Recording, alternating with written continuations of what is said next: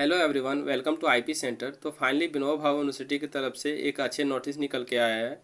ये जो नोटिस है ये सेशन 2022 से 2026 सेमेस्टर थर्ड वाले स्टूडेंट के लिए। देखिए, आप लोग का जो रिजल्ट आया था सेमेस्टर टू में, वो बहुत से स्टूडेंट का रिजल्ट आया था not promoted to third semester, यानी कि बहुत से स्टूडेंट को सेमेस्टर टू में फेल कर दिया गया था।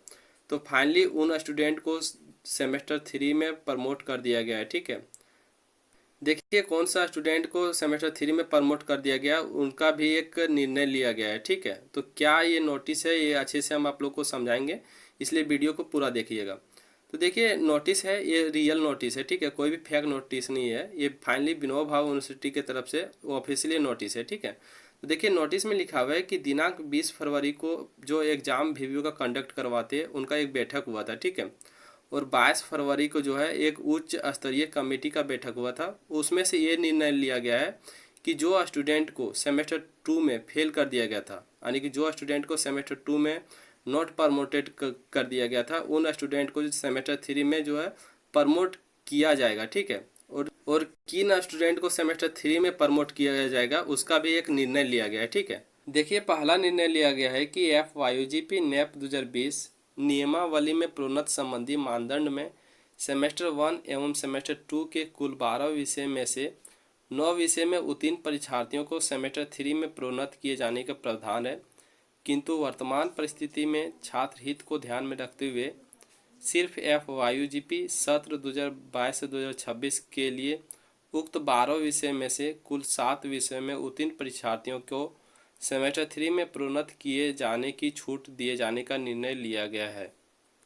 देखिए, आप समझिए कि इसका मतलब क्या है। ठीक है, देखिए इसका मतलब ये है कि FYUGP यानी कि 4 year under graduation national education policy 2020 का एक नियम है कि वही स्टूडेंट सेमेस्टर थ्री में प्रमोट हो सकते हैं जो सेमेस्टर वन और सेमेस्टर टू में कुल 12 विषय में से 9 विषय में उत्तीर्ण करते हैं। ठीक है, यानी कि कुल जो 12 विषय में से 9 विषय में पास करते हैं।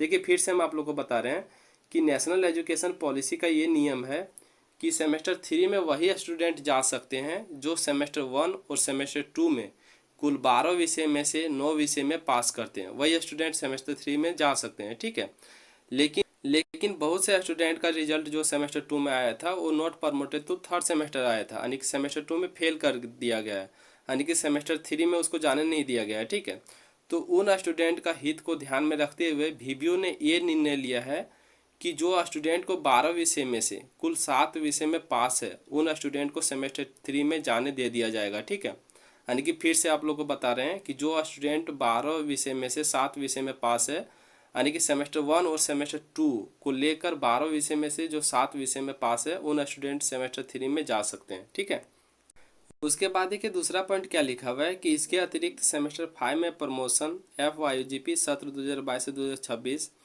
के लिए उन सभी परीक्षार्थियों को मौजूदा प्रमोशन क्राइटेरिया को पूर्ण करना होगा, अर्थात सेमेस्टर वन टू थ्री एवं सेमेस्टर फोर के 24 विषय में से 18 विषय में उत्तीर्ण करना अनिवार्य होगा। देखिए इसका मतलब क्या है कि अभी जिस स्टूडेंट का सेमेस्टर टू में रिजल्ट आया था कि not promoted to third semester, उन स्टूडेंट का अगर 12 विषय में से 7 विषय में पास है तो उन स्टूडेंट को अभी सेमेस्टर थ्री में जाने दे दिया जाएगा। ठीक है, लेकिन उनको इस बात का ध्यान रखना होगा कि सेमेस्टर फोर तक उसको 24 विषय में से 18 विषय में पास करना होगा। ठीक है, यानी कि सेमेस्टर वन टू थ्री और फोर को लेकर 24 विषय में से 18 विषय में पास करना अनिवार्य होगा। ठीक है, तो ये था आप लोगों का ऑफिशियल नोटिस। उम्मीद करते हैं आप लोगों को समझ में आ गया होगा, और जो स्टूडेंट को समझ में नहीं आया है वो कमेंट कर सकते हैं और ग्रुप में जोड़ सकते हैं। उसके बाद हमको जो है पर्सनली मैसेज कर सकते हैं।